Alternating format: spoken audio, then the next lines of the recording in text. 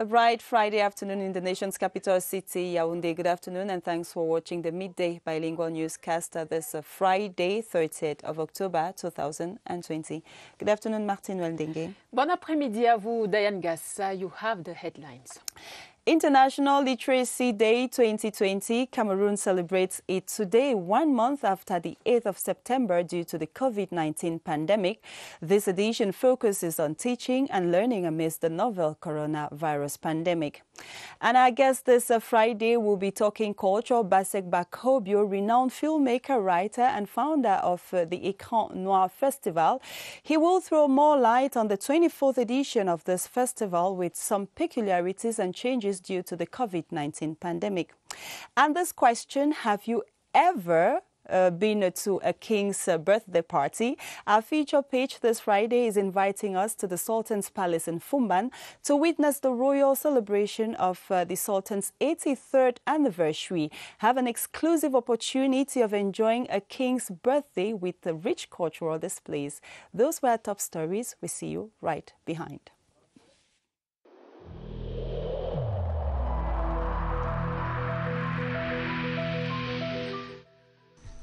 The wearing of face masks in public places will be mandatory until further notice.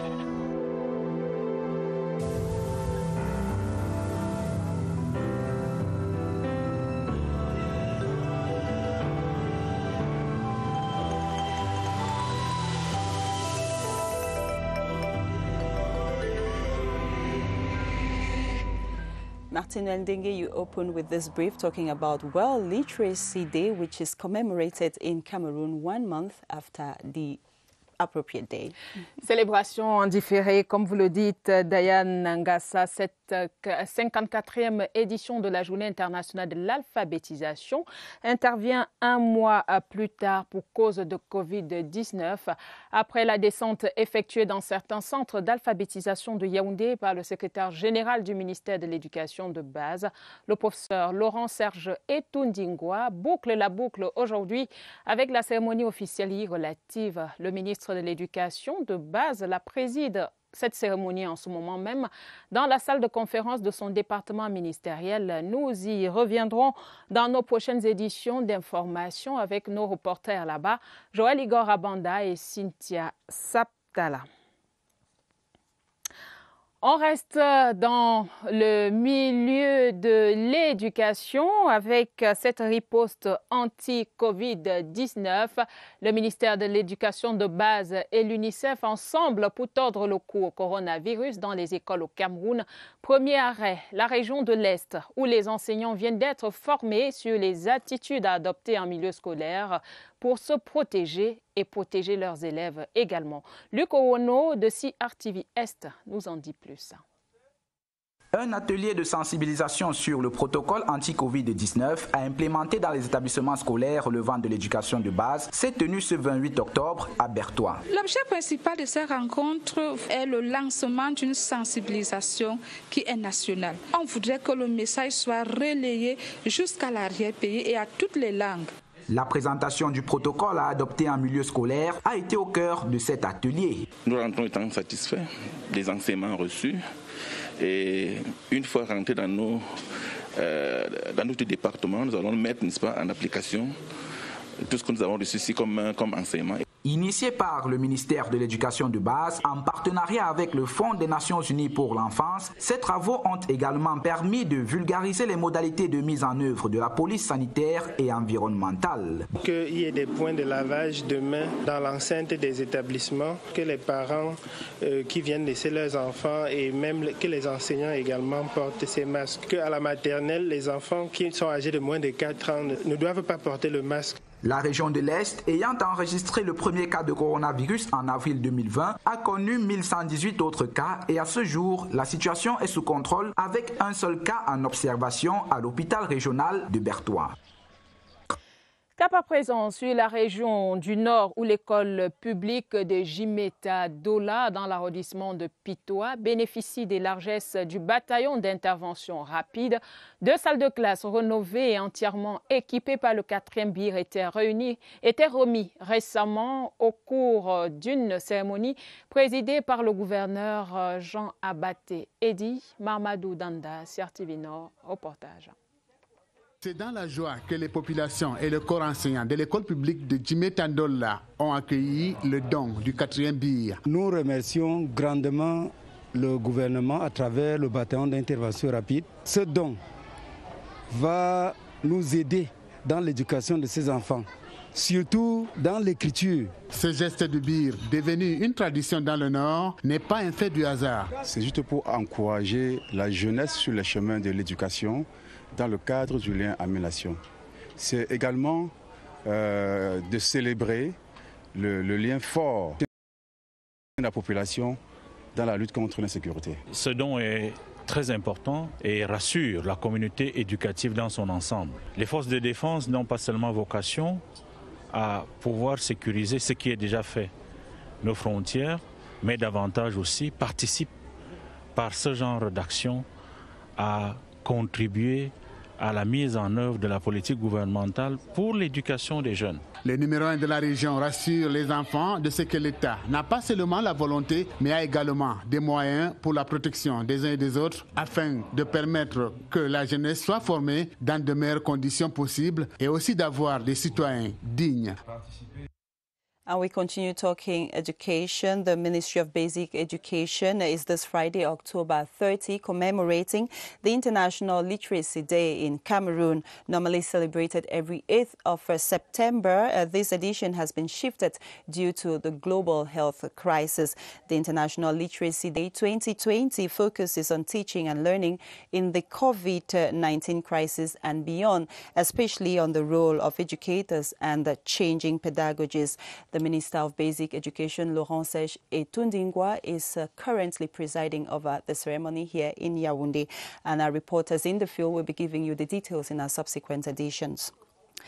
And we continue talking education. This time we are going over to the littoral region where basic education officials in that part of the country have emphasized the need for more stakeholders to respect barrier measures to stem the spread of the deadly coronavirus.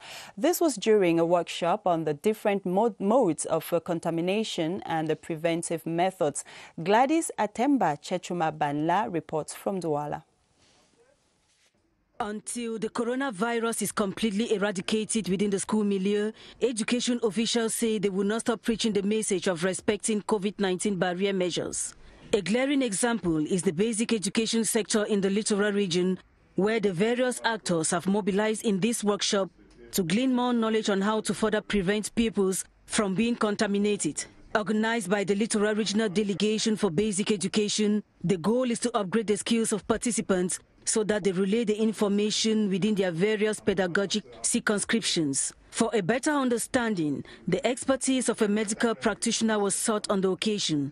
He detailedly explained the mode of contamination and prevention of the virus to participants. The Littoral Regional Delegate of Basic Education called on the participants to work in collaboration with mayors, traditional rulers and the entire education community so as to completely bar the way to the virus. Officials of the Ministry of Basic Education from the Far North region have been drilled on some techniques to raise more awareness against the spread of COVID-19 in schools. The seminar was supervised by Aminu Sanda Zwa, Regional Delegate of the Far North region.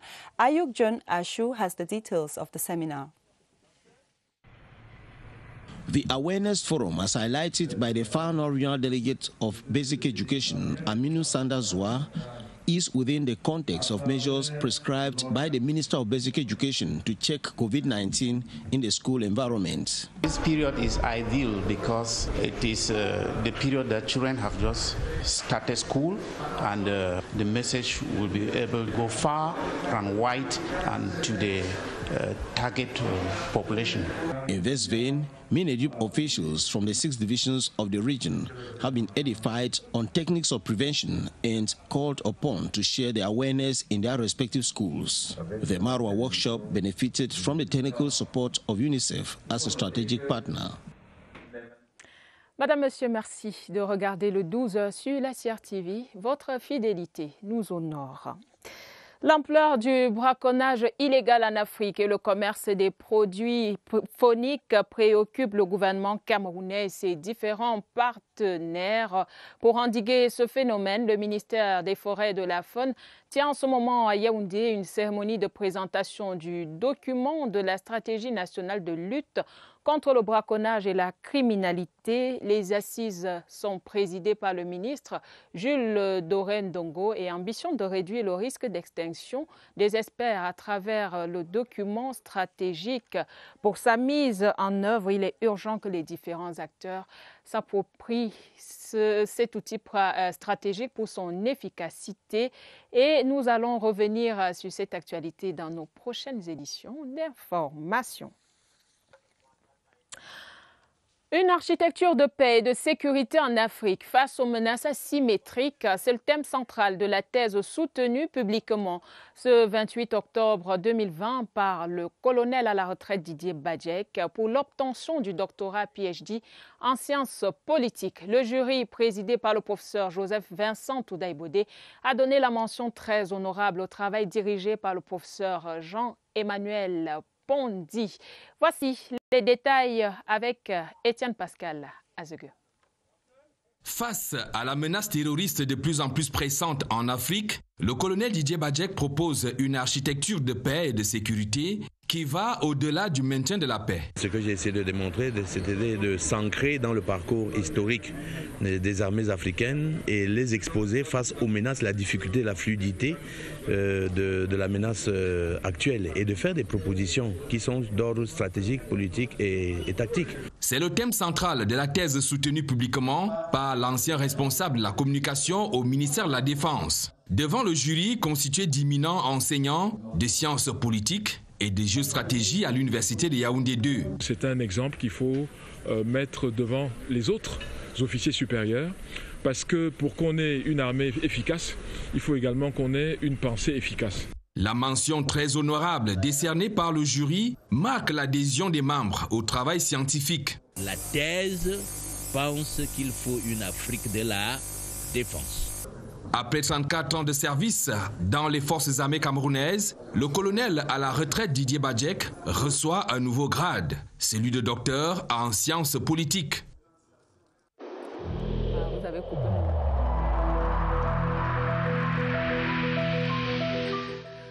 Évitons de stigmatiser ceux qui sont atteints par la maladie.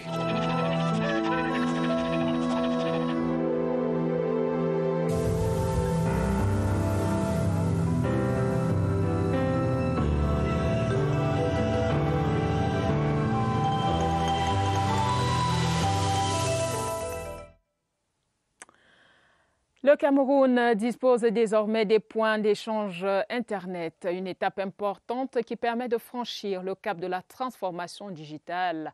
Destinée aux villes de Yaoundé et Douala dans un premier temps, l'infrastructure était rendue opérationnelle récemment au cours d'une cérémonie présidée par le ministre des Postes et Télécommunications, Minette Libomli Liken. Irène Janafouda. Ce data center de Campost héberge les points d'échange Internet établissant l'interconnexion directe entre Yaoundé et Douala.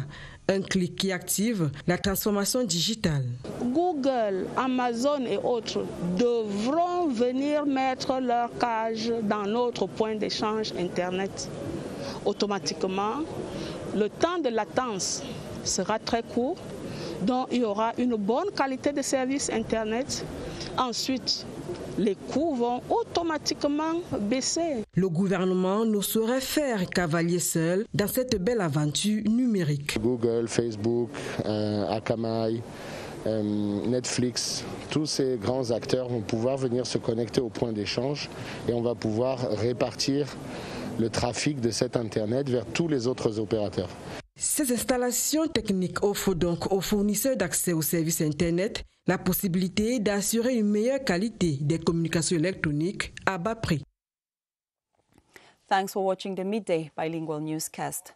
The opening ceremony of the National Anti-Poaching and Wildlife Crime Strategy for 2020-2030 is currently taking place in Yaoundé. Exchanges between forestry and wildlife experts and their partners will focus on giving a broad understanding of the documents.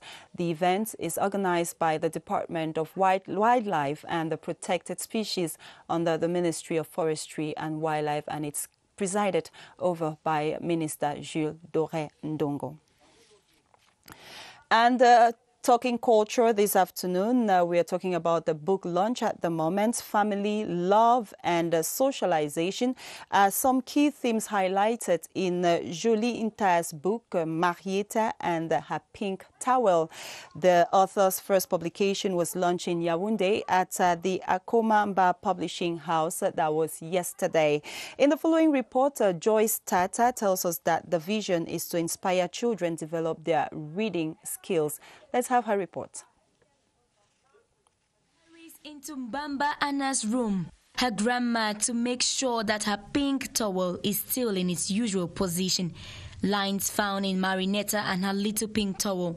Jolinta's vision to inculcate a reading spirit in our little in simple language and colorful illustrations. We want to show that our children are motivated to read and to learn how to write. We want to show also that young people are working. They have passion. We want to know that small people are telling us things.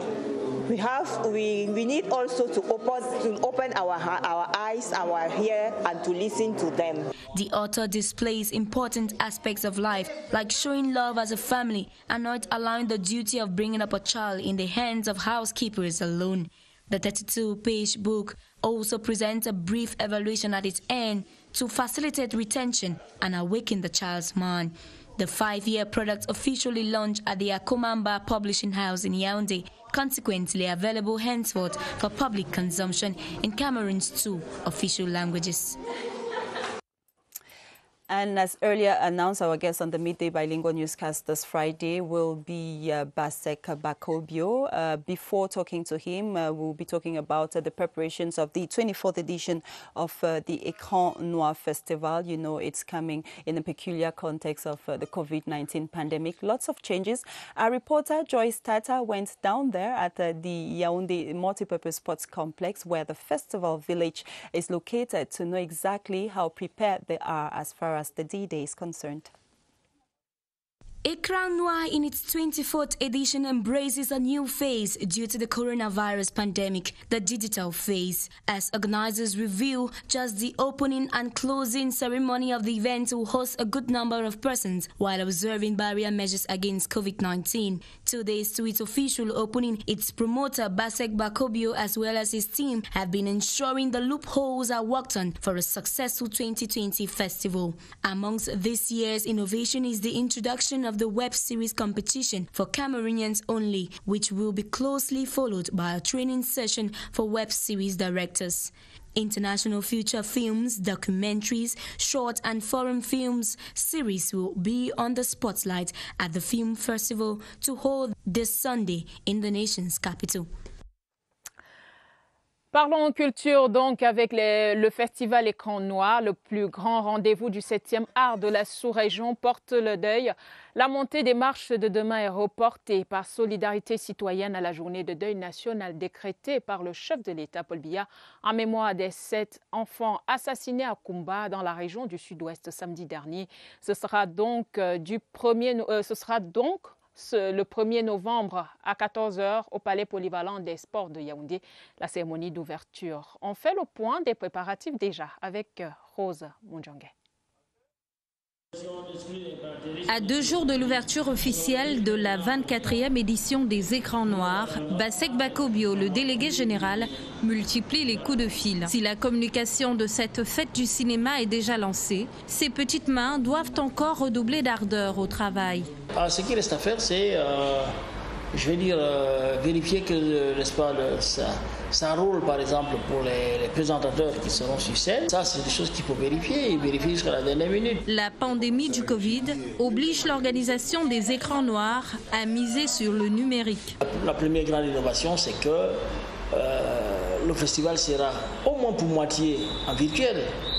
Ce que nous n'aurions même pas pu imaginer il y a un an. C'est technique, mais c'est aussi artistique. Cette année, ce festival du cinéma africain fera la part belle aux films camerounais. Nous avons des films qui peuvent compétir partout.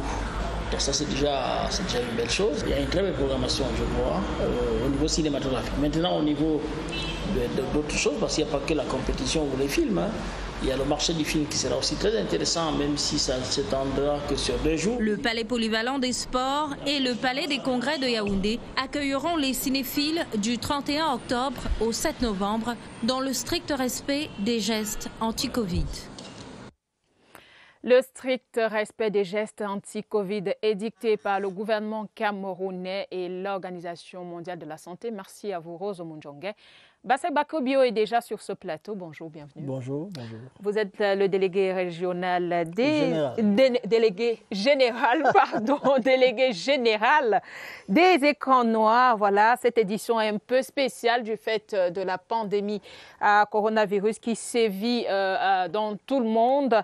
On le sait, les festivaliers étrangers ne viendront pas pour cette édition. Comment est-ce que ça va se passer, Basek Bako Bio? Ah, mais ça va se passer de très belle manière.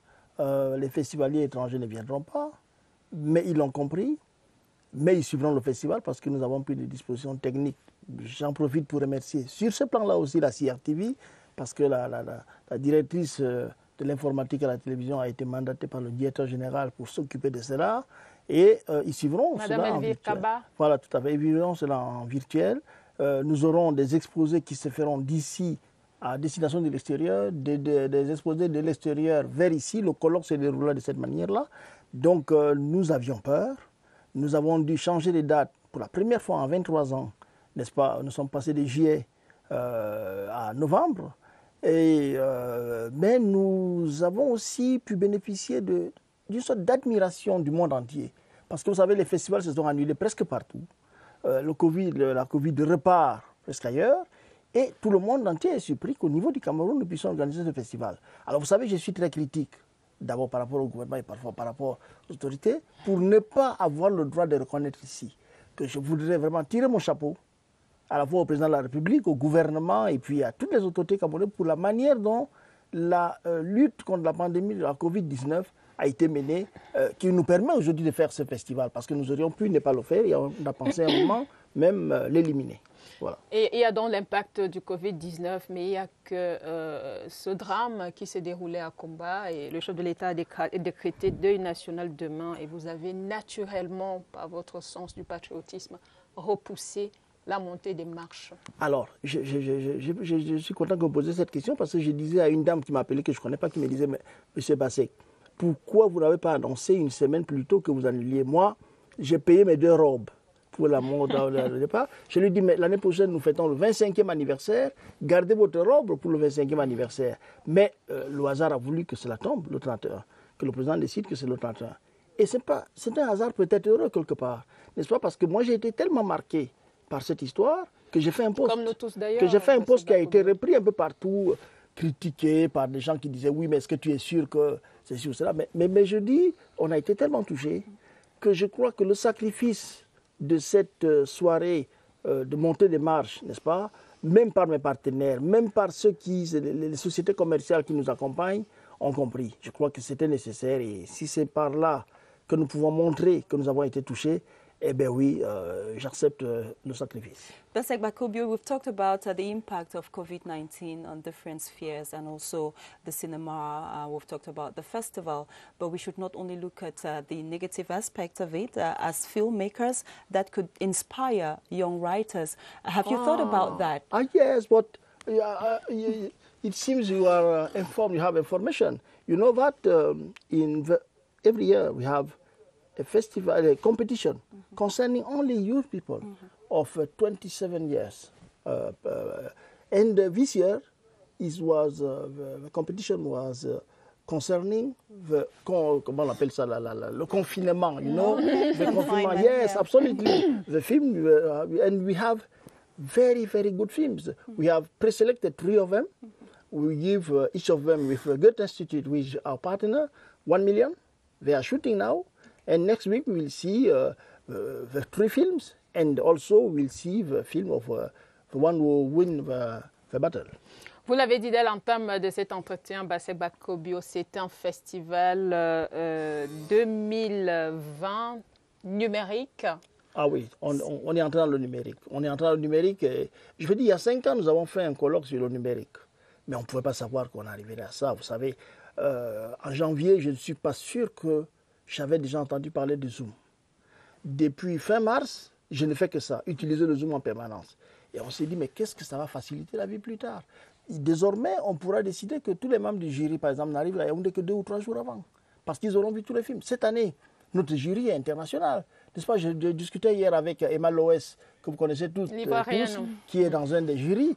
Et elle me disait, mais c'est formidable, sauf qu'il ne faut pas que tu nous prives de venir au Cameroun de temps en temps. Et non, ils viendront encore, mais ils pourront venir pour 2 ou 3 jours. Et les inscriptions également, c'est en ligne. Alors, les inscriptions, ça, c'est quelque chose. Alors, je voudrais dire aux gens, c'est très simple. Vous appelez au numéro qui s'affiche pour écran noir. Il y a 2 numéros. On vous envoie l'invitation et vous vous enregistrez. Pourquoi nous le faisons? Parce que d'abord, il faut passer à cela. On ne veut plus faire du carton. Il y a eu quelques cartons cette année parce qu'il y a des officiels qui s'offusquent, n'est-ce pas, de ne pas avoir des cartons. Mais on ne veut plus faire du carton. Et ça marche très, très bien. Et vous choisissez votre place, à la limite, sur Internet. Et vous avez votre place assurée quand vous arrivez 15 minutes, juste à 15 minutes avant la soirée, vous avez votre place. Donc, cela, nous insistons pour que les gens y aillent. Et la programmation commence donc le 14. Le dimanche à 14h. Et elle commence par quoi? Par une grosse compétition de web-séries. Donc, vous avez vu la liste de ceux qui ont été sélectionnés. Bon, alors, je ne les connaissais pas, j'ai vu les films. Ça va être vraiment agréable. Et il n'y aura que ce jour-là, parce qu'après, il faudra voter sur Internet. Okay. Basek Bakobio, délégué général des écrans noirs, merci d'être venu partager toutes ces informations avec nous. C'est moi qui vous remercie. Bonne fête du cinéma. J'espère pour là-bas parce que la fête c'est qu'on y soit tous.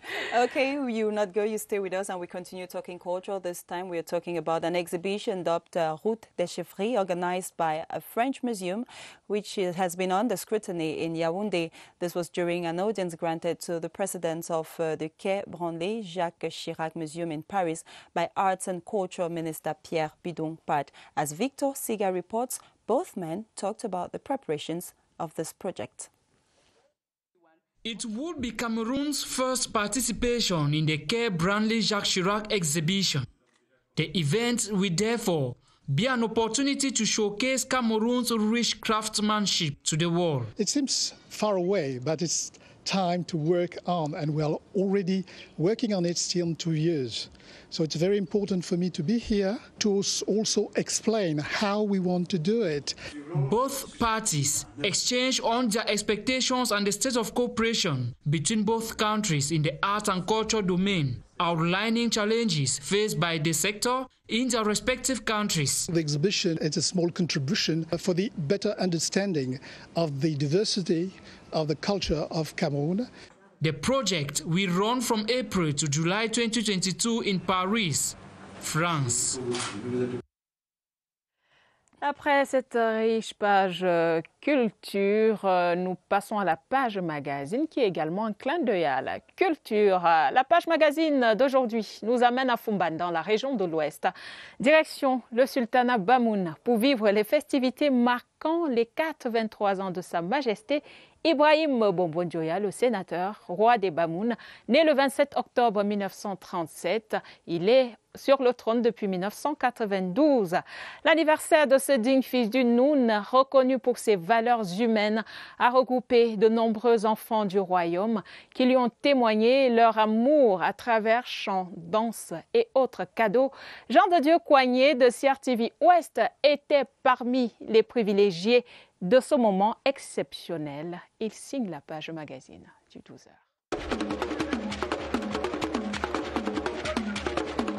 La célébration de la 83e bougie du sultan roi des Bamoun connaît une mobilisation exceptionnelle à la cour d'apparat du palais royal Bamoun.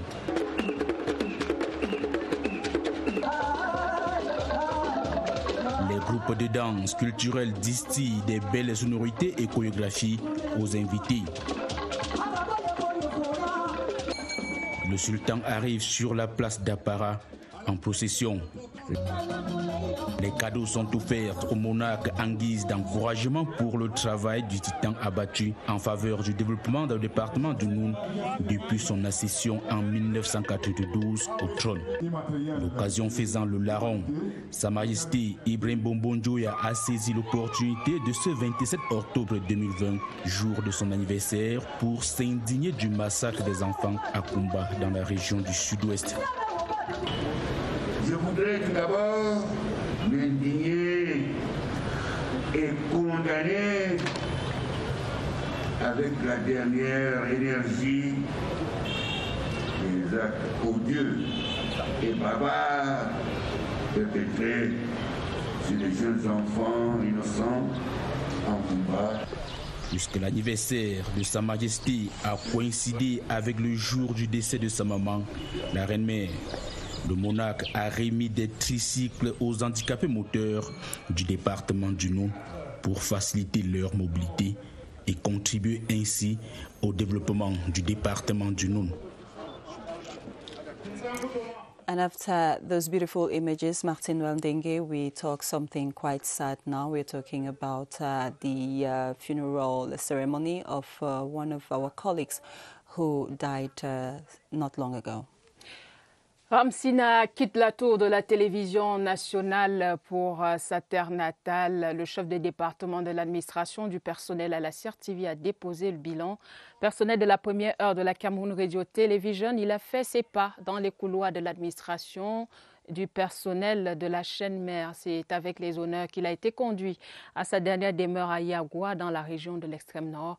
Une forte délégation conduite par le directeur des ressources humaines et de la stratégie sociale, représentant du directeur général de la CRTV, a escorté ses collègues et amis de classe.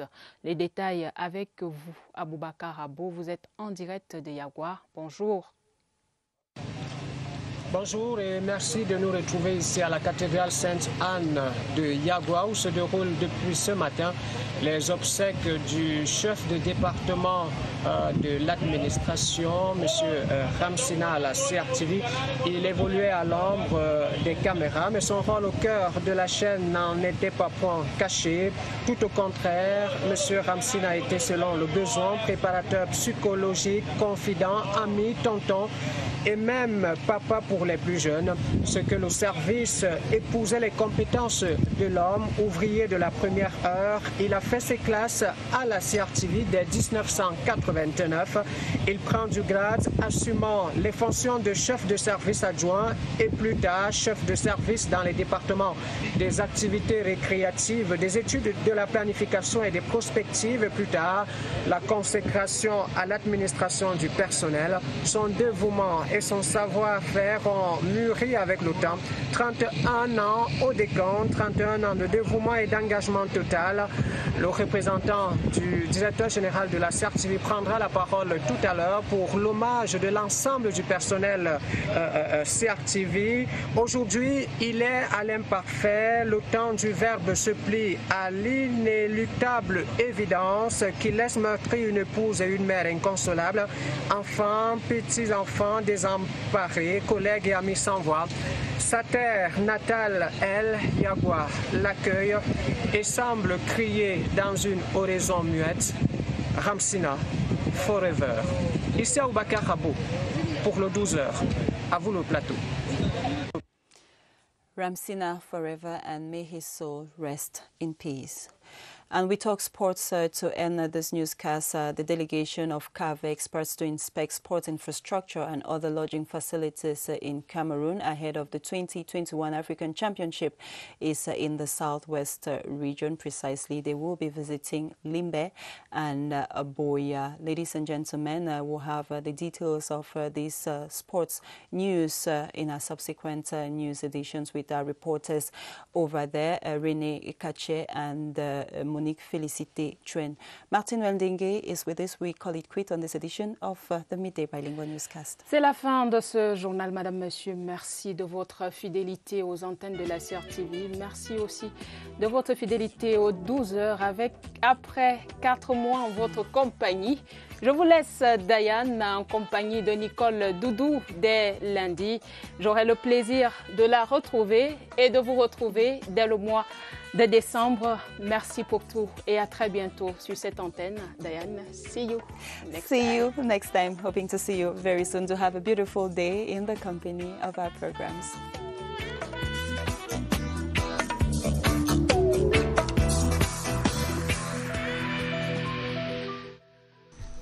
The wearing of face masks in public places will be mandatory until further notice.